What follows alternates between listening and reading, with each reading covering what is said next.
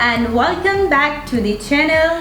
ऋतु रिबा के आज हम वीडियो के ऊपर रिएक्ट करने जा रहे हैं। वेल हम काफ़ी टाइम से ऋतु रिबा के सॉन्ग्स पे और जो एलिमिनेशन स्टोरी है इंडियन आइडल की उसके ऊपर कर रहे हैं रिएक्ट। आज की जिस वीडियो के हमें कमेंट्स आ रहे थे वो ये है कि रीजंस बिहाइंड ऋतु रिबा's elimination in Indian Idol mastermind, dark truth या डार्क सीक्रेट्स कुछ आए। वेल वो ये देखो ये भी ओपिनियंस ही होंगे किसी यूट्यूबर के जिसने वीडियो अपलोड किया और हर एक के अपने थॉट प्रोसेस होता है, अपने ओपिनियंस होते हैं विच इज़ राइट, आप शेयर कर सकते हो।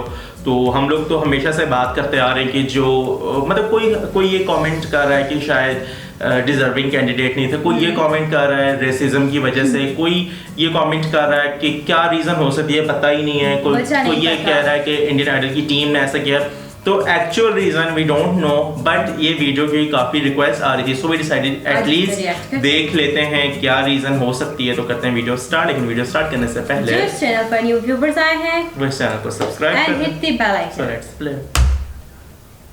The dark secret of Indian Idol और ऋतु रिबा के एलिमिनेशन, ये टॉपिक आजकल बहुत चर्चे में तो है, लेकिन इस पर खुलकर कोई बात ही नहीं कर रहा। क्यों ऋतु रिबा को निकाला गया इंडियन आइडल से? क्या वो असल में बुरा गया था या कोई और वजह है उसको निकालने का? यही जानेंगे इस वीडियो पे। तो चलो let's reveal the actual reality of Indian Idol और इसके पीछे का राज। So hello guys, welcome back to the film kin. बात है इंडियन आइडल ऑडिशन के पहले दिन ऋतु रिबा को बोला गया आपको क्यों इंडियन आइडल आना है, और उनका जवाब आने से पहले ही विशाल ददलानी ने ये थमा दिया। अब बात आती है क्या ऋतु रिबा ने सच में ये कहा था इंडियन आइडल के ऑफिशियल टीम को? इसका जवाब है नहीं, क्योंकि तुम ही सोचो अगर कोई इंडियन आइडल पे परफॉर्मेंस देने के लिए जाएगा तो यहाँ जाके कोई ऐसा टेस्ट क्यों करेगा, वो भी खुद का बेइज्जती करके। और एक सवाल आपके मन में शायद घूम रहे होंगे, सोनी टीवी ने अभी तक ऋतु रिबा के एक भी एपिसोड ऑफिशियल चैनल पे अपलोड क्यों नहीं किया? पता है आपको? नहीं पता है तो आगे जान लो, और इसका जवाब जानने से पहले ये देख लो। इंडियन आइडल के थिएटर राउंड में जब ऋतु रिबा को एक चैलेंज दिया गया था कि तुम फटाफट एक गाना कंपोज करके जजेस के सामने पेश करो, जहाँ पे दूसरे तरफ देखा जाए तो बाकी कॉन्टेस्टेंट एक गाने को तोड़ मोड़ के प्रैक्टिस करके आए हैं जजेस को इम्प्रेस करने। तो इससे पता चलता है कि ऋतु रिबा को एक्स्ट्रा पॉइंट देना चाहिए था, लेकिन उनको एक भी एक्स्ट्रा पॉइंट नहीं मिला। अब आप सोच रहे हो इतना पार्शियलिटी क्यों? तो इसका सीधा जवाब खुद विशाल सर ने ही दे दिया था। उन्होंने पहले ऑडिशन के दिन ठीक कहा था इंडियन आइडल स्कैम नहीं है। तो बस हाथ जोड़ के आपसे कहना चाहता हूँ बतौर इंडियन आइडल का जज कि यहाँ पे कोई स्कैम नहीं होता, बल्कि इंडियन आइडल पे कॉन्टेस्टेंट अपनी प्रमोशन करने के लिए आते हैं और कुछ नहीं। मैं विशाल सर की रेस्पेक्ट करता हूँ क्योंकि वो एक महान आर्टिस्ट और कंपोजर है। आप लोग ही देखो ना, इंडियन आइडल में जो विनर होता है उसको कितना पैसा मिलता है, 25 लाख और एक मारुति सुजुकी कार। देखा जाए तो ये रकम कुछ भी नहीं है उनके मेहनत देखने के बाद। मैं डायरेक्ट तो नहीं कहूँगा, लेकिन आपको हिंट दूंगा, आप समझ लेना ऋतु रिबा और फाइनेंशियल ये एक दूसरे से कनेक्ट है। इसलिए ऋतु रिबा का एक भी प्रोमो या वीडियो क्लिप नहीं आया। और आपको बता दो ऋतु रिबा को पहले ही ऑडिशन में निकाल दिया होता अच्छे परफॉर्मेंस के बावजूद भी, पर ऐसा नहीं किया, क्योंकि ऐसा किया होता तो इंडियन आइडल पे फिर स्कैम का आरोप लगता ऑडियंस के द्वारा। मैं ये नहीं कह रहा कि इंडियन आइडल सिर्फ स्कैम है, पर रियलिटी शो अब पहले के जैसा नहीं रहा। अब सिर्फ कॉन्टेस्टेंट का टैलेंट नहीं देखा जाता। वैसे तो सबको इसी बात का दुख होता है कि हमारे देश के ऐसे टैलेंट को कैसे वेस्ट किए जा रहे हैं, और नेहा कक्कर के अश्लील रीमेक जैसे गाने को प्रमोट करके हमारे चाइल्डहुड मेमोरी फाल्गुनी पाठक के गाने को बर्बाद कर रहे हैं। तो आज के लिए इतना ही, और अगर वीडियो पसंद आया तो एक लाइक और चैनल को सब्सक्राइब कर देना। ओके वेल मैंने जब ऑडिशन देखा था उस टाइम पे ये बात हुई थी टेक्सटिंग मैसेज वाली कि इन्होंने स्क्रीनशॉट दिखाया था कि ऋतु रिबा ने इंडियन आइडल की ऑफिशियल टीम को ऐसा कहा है। तो एज ही सेड कि ऐसा कहा है या नहीं कहा, इसने ये ओपिनियन दिया कि ऐसा नहीं कहा होगा। बट उस टाइम पे ऋतु इस चीज़ से डिनाई भी नहीं करते, वो ये कहते हैं कि हाँ उन्होंने ऐसी बात कही थी। वेल अब मुझे लगता है कि बिल्कुल ठीक कही थी अगर ये बात कही भी थी, क्योंकि देखा जाए एक तरह का स्कैम ही तो है। ऑडियंस तक ऋतु को आने ही नहीं दिया। ऑडियंस की वोटिंग्स का जब टाइम स्टार्ट होना था वो था टॉप 14 या टॉप 15 में, कि जब आप ऋतु को वहां तक लेके जाओ और आगे ऑडियंस को डिसाइड करेगी वोट्स के जरिए कि किस कंटेस्टेंट ने रहना है और किस कंटेस्टेंट ने नहीं रहना।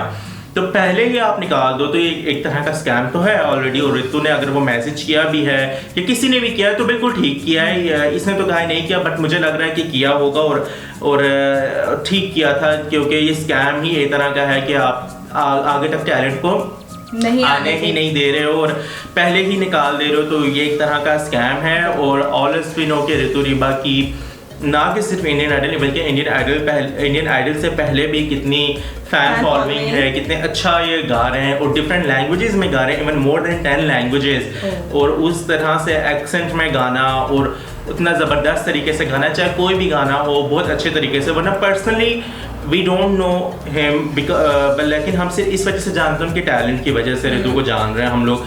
उनकी आवाज़ अच्छी है, सिंगिंग बहुत अच्छी कर रहे हैं, हर एक्सेंट में हर लैंग्वेज में गा रहे हैं, तो वो टैलेंट है। तभी तो आज बात हो रही है, लोग सजेस्ट कर रहे हैं, रिकमेंड कर रहे हैं उस टॉपिक के ऊपर। एक पूरी प्रॉपर एक कैंपेन चली है, तो डैट मीन्स कि ऑडियंस पसंद कर रही है और इंडियन आइडल की इतनी ज़रूरत नहीं है। बट एक रियलिटी शो के नाम के ऊपर इस तरह का स्कैम नहीं करना चाहिए। अगर आपने रियलिटी शो का नाम दिया हुआ है तो यही होना चाहिए, फिर उसमें रियलिटी होनी चाहिए। अब ऑडियंस की मर्जी होनी चाहिए कि वोट्स दें या ना दें, तो जजेस के पास इतना हक नहीं होना चाहिए कि वो पहले ही निकाल दें। और ये तो टोटल स्कैम इसलिए कि ये फैसला जजेस ने भी नहीं किया, क्योंकि जजेस के फेस एक्सप्रेशंस और जजेस के रिमार्क्स ऋतु की परफॉर्मेंस के ऊपर हम सब देख रहे थे कि चाहे वो ऑडिशन हो चाहे थिएटर राउंड हो, जजेस के एक्सप्रेशंस भी बहुत अच्छे थे और जजेस ने रिमार्क्स भी बहुत अच्छे दिए थे। दैट मीन्स कि जजेस का फैसला भी नहीं है, ये इंडियन आइडल की टीम पीछे से जिन्होंने डिसीजन लिख के भेजा है कि ये आप ऐसा करें। वरना अगर जजेस तक भी होता है, जजेस खुद मतलब जजेस से भी हम सवाल कर सकते हैं, तीनों जजेस से, कि आपने एक टाइम भी अपने फेस एक्सप्रेशंस खराब नहीं किए परफॉर्मेंस के दौरान और रिमार्क जरा सा भी खराब नहीं दिया, फिर निकाला क्यों? वजह नहीं बनती। तो ये एक रीज़न हो सकती है कि स्कैम ही है पीछे से। जितनी भी उनकी टीम बैठी होती है, कुछ मतलब रेफरेंस चल रहा होता होगा, इसको रख दो, इसको नहीं रख दो। We don't know the actual truth, पीछे कितनी बड़ी कहानी है इंडियन आइडल की।